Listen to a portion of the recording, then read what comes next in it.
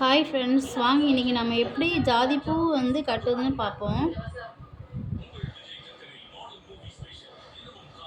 இந்த மாதிரி நூலை எடுத்துக்கிறணும்.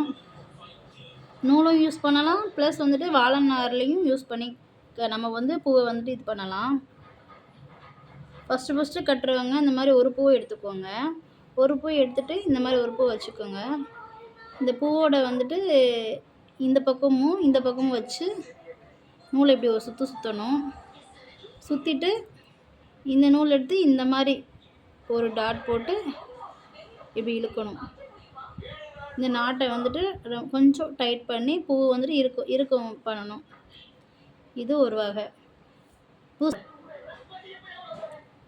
இந்த வீடியோ ஸ்பான்சர் பை www.genreview.online.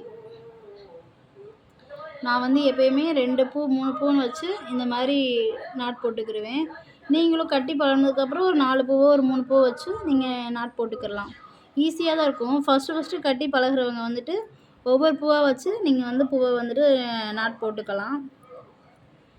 நான் சீக்கிரமாகவே ஒரு 200 பூ இருந்தாலுமே நான் ஒரு 10 நிமிஷத்தில் பூ கட்டி முடிச்சிடுவேன்.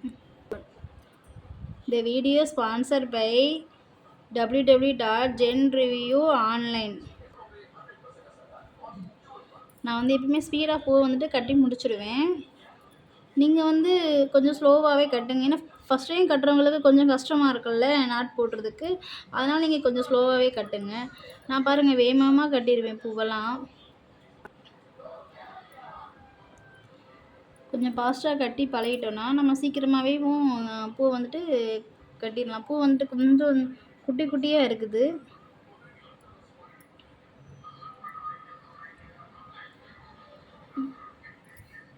இந்த மாதிரி ஒரு வகையும் கட்டலாம்.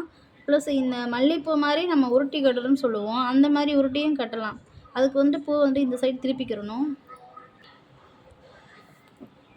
பூ இந்த பக்கம் திருப்பிக்கிட்டு அதே மாதிரி நம்ம நாட் போட்டுக்கலாம். அப்போ பூ நல்லா உருண்டையாக பெருசாக இருக்கும். தலையில் வைக்கும்போதும் பார்க்குறக்கு அழகாக இருக்கும். நல்லா மாலை கோர்த்த மாதிரி இருக்கும். இப்போ எங்கள் ஏரியாவில் இந்த ஜாதிப்பூ சீசனுங்கனால ஈஸியாக கிடைக்கும். நீங்களும் இப்போ கம்மியாக விற்கும்போதே வாங்கி கட்டி பழகிக்கோங்க. இந்த வீடியோ ஸ்பான்சர் பை www.genreview.online. இப்போ பாருங்கள், நான் 2 நிமிஷத்துலேயே இவ்வளோ பூ கட்டியிருக்கேன். ஒரு 10 நிமிஷத்தில் நான் ஒரு 200 பூவையும் நான் ஃபினிஷ் பண்ணிடுவேன். நீங்களும் பூவை இந்த மாதிரி கட்டி பழகிட்டு நீங்கள் உதிரி பூ வாங்கி நீங்கள் தலைக்கு யூஸ் பண்ணிக்கலாம். சாமிக்கு எல்லாத்துக்குமே வச்சுக்கிடலாம்.